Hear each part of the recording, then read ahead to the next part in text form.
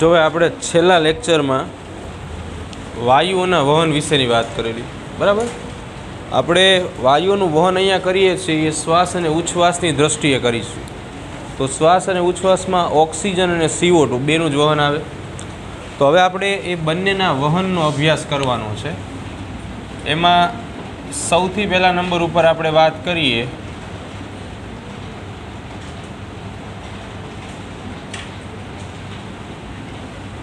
તો ઓક્સિજનનું વહન. પહેલો પોઈન્ટ ઓક્સિજનનું વહન, બરાબર. 3 માર્કમાં પ્રશ્ન પૂછાય સીધો કે ઓક્સિજનનું વહન સમજાવો, અથવા તો આ ગ્રાફ આની અંદર એક છે એ ગ્રાફ પૂછાય. બેમાંથી કોઈ પણ એક રીતે પ્રશ્ન જે છે એ પૂછાઈ શકે, બરાબર. ઓક્સિજનનું વહન કેવી રીતે થાય છે? એટલે ઓક્સિજનના વહનની દિશા આપણે જાણીએ છીએ કે વાયુ કોષ્ઠમાંથી પેશીઓ સુધી પહોંચાડવાનું છે. વાયુ કોષ્ઠમાંથી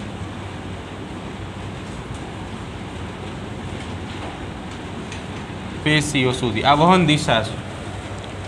તો ધારી લો કે ઓક્સિજન જે છે એના વિશે આપણે વાત કરેલી હતી, ત્યારે આપણે સમજાવેલું હતું કે 97% ઓક્સિજન રક્તકણો દ્વારા વહન પામે છે, RBCS, બરાબર.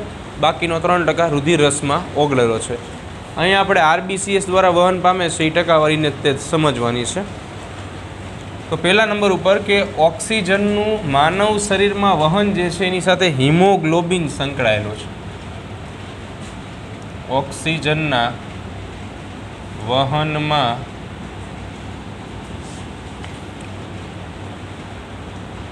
રુધિરમાં આવેલ શ્વસન રંજક દ્રવ્ય હિમોગ્લોબિન એટલે કે HB ઉપયોગી છે. ઓક્સિજનના વહનમાં રુધિરમાં આવેલ શ્વસન રંજક દ્રવ્ય, શ્વસનની ક્રિયામાં ઉપયોગી એવું રંગીન દ્રવ્ય જેનું નામ છે હિમોગ્લોબિન, શોર્ટમાં આપણે એને કહીશું HB, આ ઉપયોગી છે. હિમોગ્લોબિન જે છે, આ હિમોગ્લોબિનનો રંગ લાલ હોય છે અને આનું કારણ એની અંદર આવેલું Fe+2 સમૂહ છે. લાલ રંગ માટે કોણ જવાબદાર છે? Fe+2 સમૂહ હિમોગ્લોબિનમાં, બરાબર.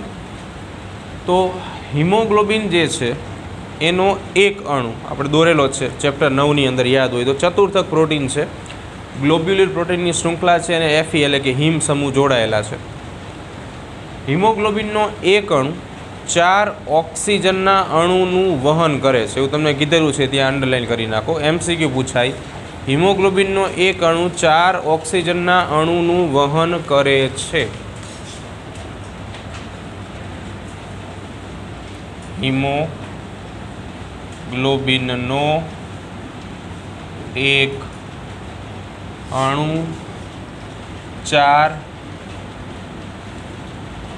ઓક્સિજનના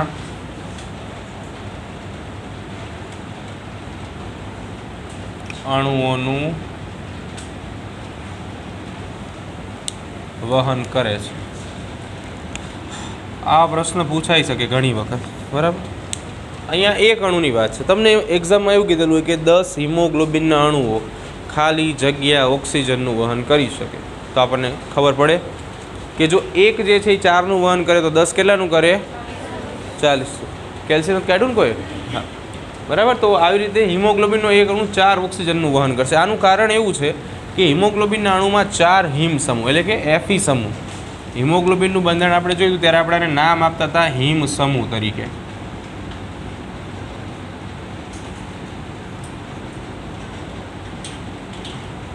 બરાબર. 4 ઓક્સિજનના અણુનું વહન કરશે. હવે મહત્ત્વની વાત એવી છે કે હિમોગ્લોબિન ઓક્સિજન સાથે સંકળાય છે શરૂઆતના તબક્કે, અને આ બંને ભેગા મળીને ઓક્સી હિમોગ્લોબિન નામની રચના બનાવશે. ફરીવાર, ઓક્સિજનનો અણુ હિમોગ્લોબિનના અણુ સાથે જોડાશે, બેય ભેગા મળીને ઓક્સી હિમોગ્લોબિન નામની રચના બનાવશે. એ કેવી રીતે બને? જો એક પ્રક્રિયા લખાવું છું. પ્રક્રિયા તમારે ફેરબુકમાં લખવાની છે, સમજવા માટે છે. એક્ઝામમાં કોઈ લખવાની નથી, કેમ કે આ બધું શું કહેવાય? બહારનું કહેવાય. એક્ઝામમાં આપણે શું લખવાનું છે? ટેક્સ્ટ બુકનું લખવાનું છે, બરાબર. તો એમાં આવું થશે કે તમારી પાસે રહેલો HB એટલે ખબર પડશે હિમોગ્લોબિન,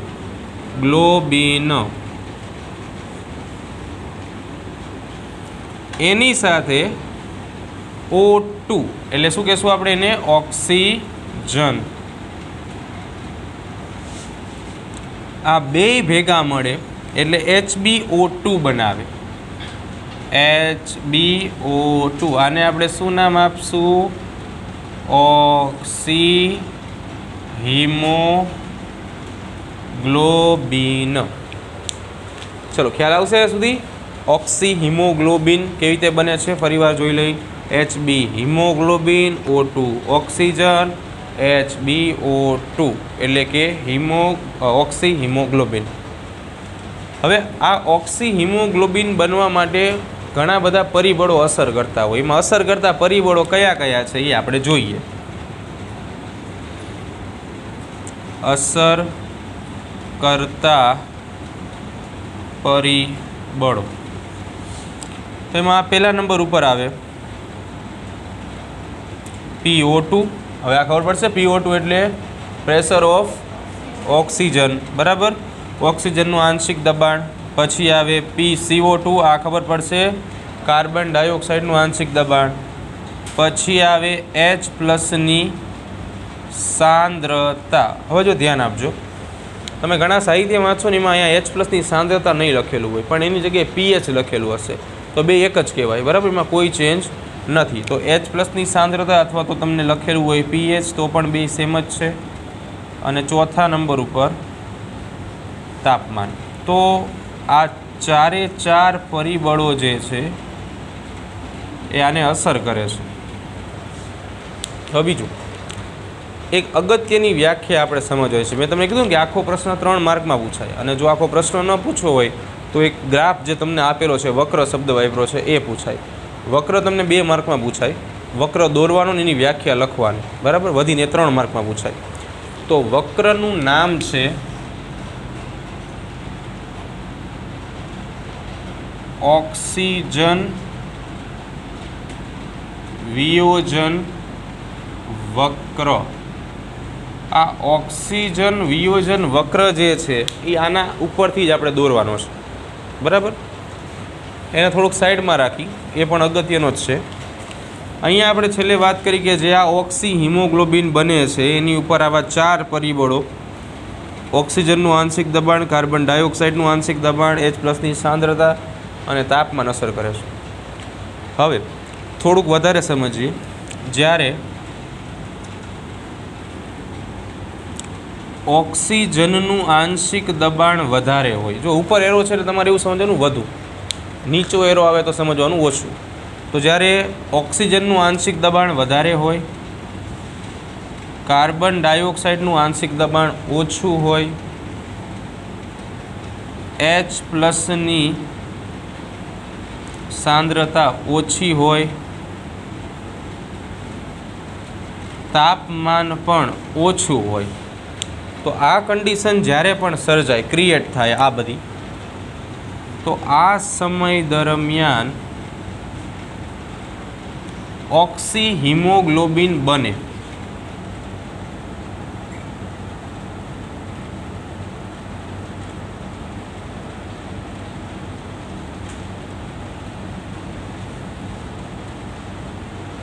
ઓક્સી હિમોગ્લોબિન બનવા માટે આ બધી આવશ્યક પરિસ્થિતિઓ છે. જ્યારે દબાણ ઓક્સિજનનું વધારે હોય, કાર્બન ડાયોક્સાઇડનું ઓછું હોય, H+ની સાંદ્રતા ઓછી હોય અને તાપમાન ઓછું હોય, આવી કન્ડિશનની અંદર ઓક્સી હિમોગ્લોબિન સંયોજન બને, બરાબર, એટલે કે વહન થશે. આની કરતાં ઊંધી પરિસ્થિતિઓ વિચારવાની છે. હવે અહીંયા આપણે શું હતું, પ્રેશર ઓફ ઓક્સિજન વધારે હતું, અહીંયા આપણે કરી નાખો ઓક્સિજનનું દબાણ ઓછું, કાર્બન ડાયોક્સાઇડનું દબાણ વધુ, H+ની સાંદ્રતા વધુ,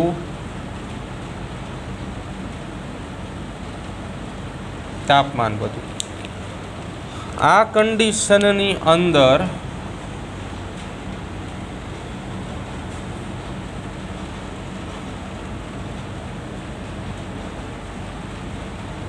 ઓક્સી ગ્લોબિન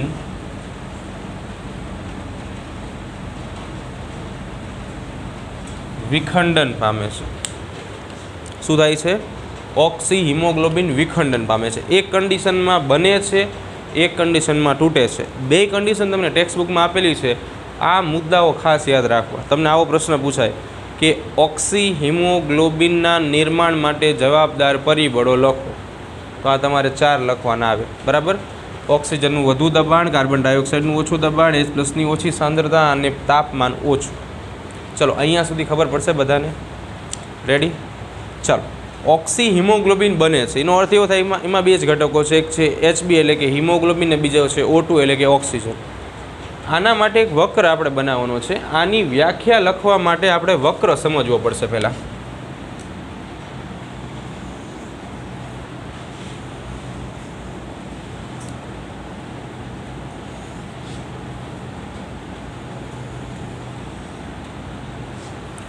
જો ફોર એક્ઝામ્પલ કે આ વક્ર છે, બરાબર?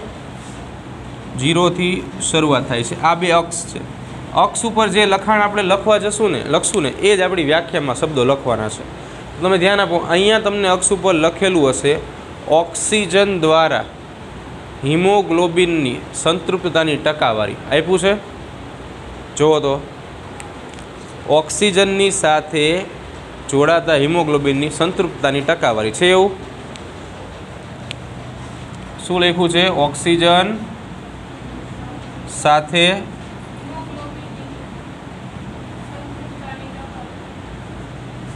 જોડાતા હિમોગ્લોબિનની સંતૃપ્તતાની ટકાવારી. કહેવાનો અર્થ એવો થાય કે ઓક્સિજન સાથે હિમોગ્લોબિન જોડાય છે. સંતૃપ્તતા એક શબ્દ છે. સંતૃપ્તતા એટલે શું? ધરાઈ જવું. ઇન શોર્ટમાં સેચ્યુરેશન કહેવામાં આવે. આપણે જે મુજબ વાત કરી કે ભાઈ 4 અણુ જે છે એક હિમોગ્લોબિન અણુ ઓક્સિજનના લઈ જશે, તો એ 4 અણુ જોડાઈ જાય છે, એને કહેવામાં આવે સંતૃપ્તતા. બરાબર? એ પૂર્ણ થઈ ગયું છે. નીચે તમને લખેલું છે ઓક્સિજનનું આંશિક દબાણ આપ્યું છે.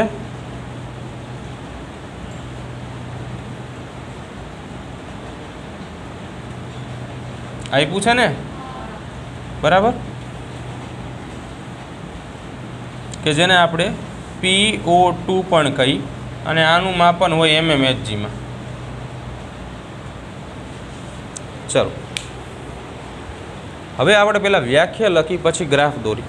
વ્યાખ્યા જ લખવાની છે કે ઓક્સિજન સાથે જોડાતા HB એટલે કે હિમોગ્લોબિનની સંતૃપ્તતાની ટકાવારી અને ઓક્સિજનના આંશિક દબાણનો વક્ર ઓક્સિજન વિયોજન વક્ર તરીકે ઓળખાય છે.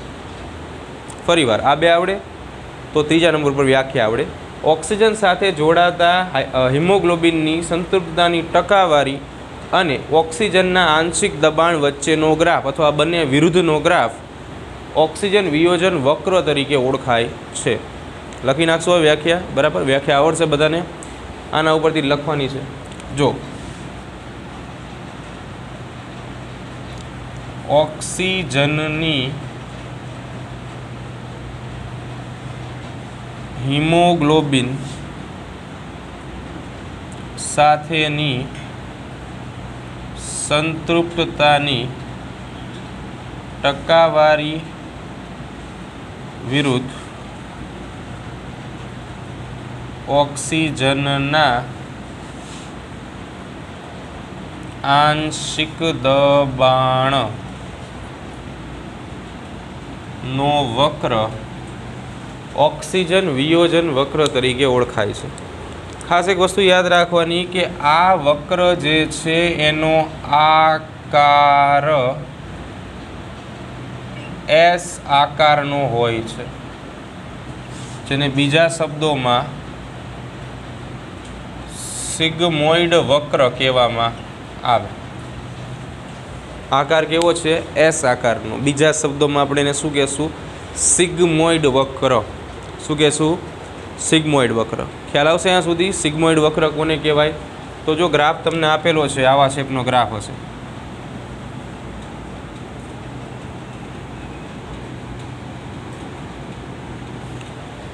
આ તમારો ગ્રાફ છે, નોર્મલ ગ્રાફ. બરાબર? કોના ઉપર આધાર રાખશે આ બધું? આના ઉપર. ક્યારે બનવું, ક્યારે છૂટું પડવું, આ ગ્રાફ થયો. જનરલી દર 100 ml ઓક્સિજન યુક્ત રુધિરમાંથી 5 ml ઓક્સિજન પેશી સુધી પહોંચે છે.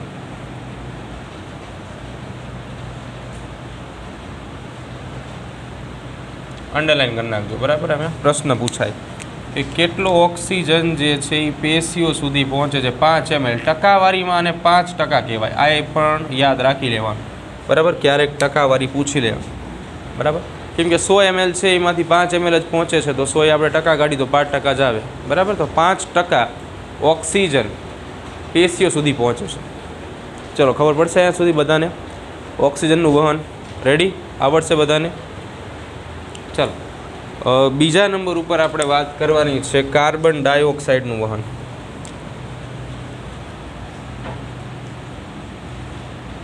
કાર્બન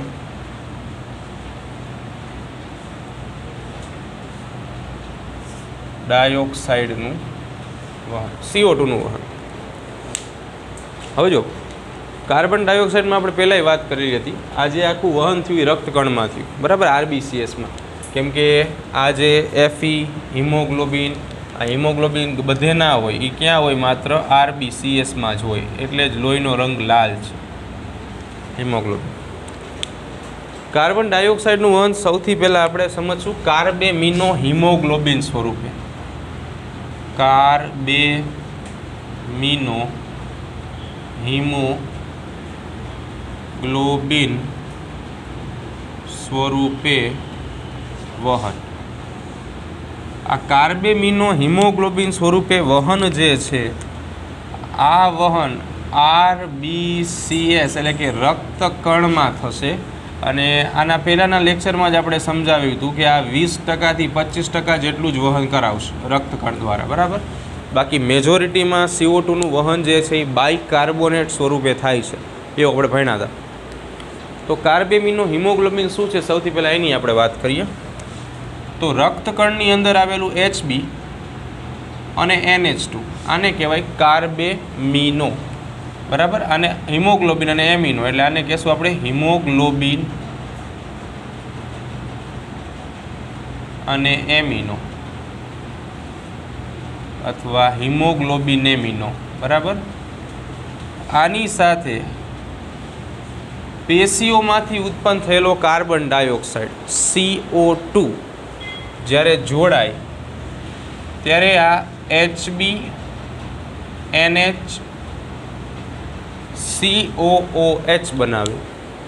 ફરીવાર HbNH2 એની સાથેનો CO2. આ CO2 ક્યાંથી ઉત્પન્ન થયો છે? પેશીમાંથી ઉત્પન્ન થયો છે, બરાબર.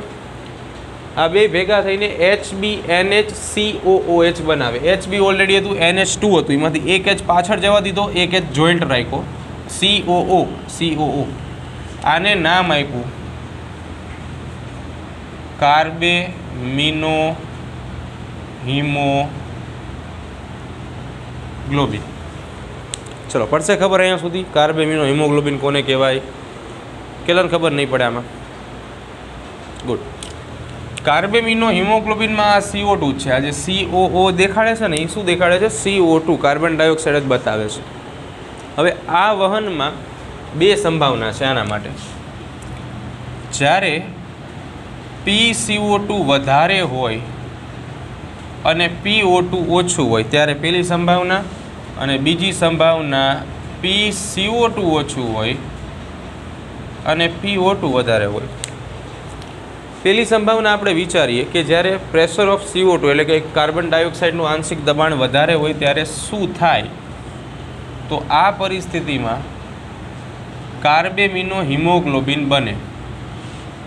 કાર્બેમિનો હિમોગ્લોબિનનું નિર્માણ થાય છે. આ કન્ડિશનમાં કાર્બેમિનો હિમોગ્લોબિન વિખંડન પામે છે।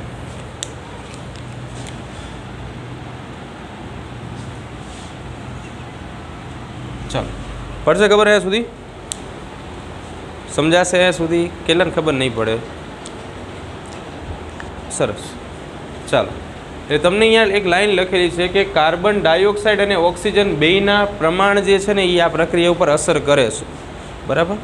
બીજા નંબર ઉપર હવે આ જ વસ્તુ આપણે જોવાની છે કે આપણે જાણીએ મુજબ આ પહેલા નંબર ઉપર આપણે કાર્બેમિનો સ્વરૂપે વહન લખ્યું, બીજા નંબર ઉપર હવે આપણે બાયકાર્બોનેટ સ્વરૂપે વહન લખશું,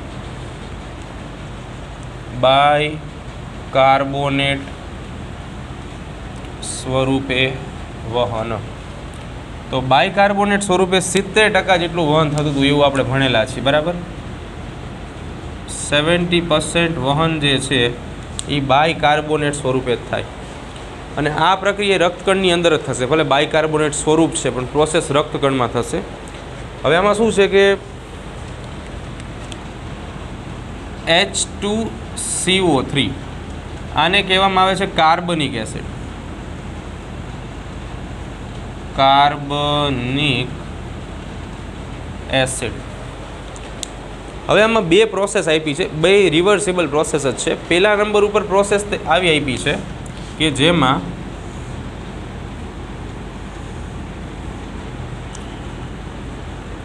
H+ અને HCO3- H+ એટલે હાઇડ્રોજન આયન, HCO3- એટલે બાયકાર્બોનેટ આયન એ બને છે।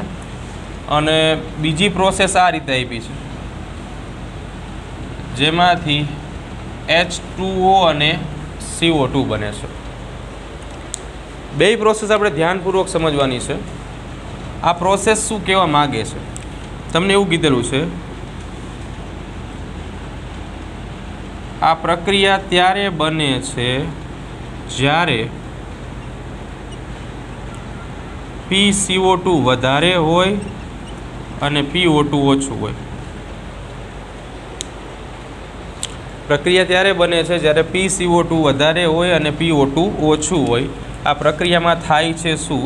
તો કે જે H+ આયન છે અને HCO3- આયન છે એ બે ભેગા થઈને H2CO3 એટલે કે કાર્બનિક એસિડ બનાવે છે।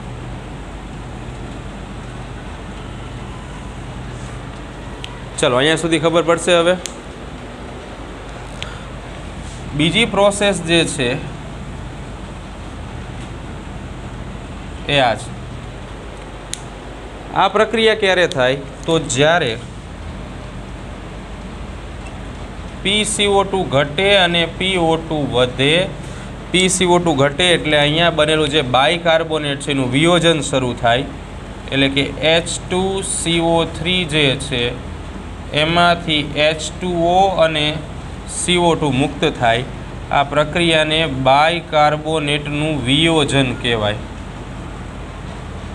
બાયકાર્બોનેટનું વિયોજન અથવા વિખંડન, એટલે કે બાયકાર્બોનેટનું ઇન શોર્ટમાં છૂટું પડવું। આ H2CO3 માંથી H2O અને CO2 જે છૂટા પડે છે એમાંથી આ CO2 જે છે વાયુ સ્વરૂપે હોવાથી ઉપર જાય છે અને આ CO2 વાયુ કોષ્ઠોમાં જમા થાય। શું થાય? વાયુ કોષ્ઠોમાં જમા થાય CO2। આ જમા થયેલો CO2 નો જથ્થો વધશે એટલે એની સાંદ્રતા વધે, બરાબર। પ્રમાણ વધે અને ઉચ્છવાસ દ્વારા શરીરમાંથી દૂર કરે। ચલો અહીંયા સુધી કેટલાને ખબર નહીં પડે? હવે છેલ્લે અહીંયા જેમ લખ્યું હતું ને કે 100 ml ઓક્સિજન યુક્ત રુધિરમાંથી 5 ml ઓક્સિજન પેશીઓ સુધી પહોંચે, એવું આના માટે છે। દર 100 ml ઓક્સિજન વિહીન રુધિરમાંથી 4 ml CO2 વહન પામે છે। અંડરલાઇન કરી નાખજો. યાદ રહી જાય એવા આંકડા છે. ઓક્સિજન માટે 5 છે તો આના માટે 4 છે. બરાબર, 4 ml એટલે એને કહેવામાં આવે 4%.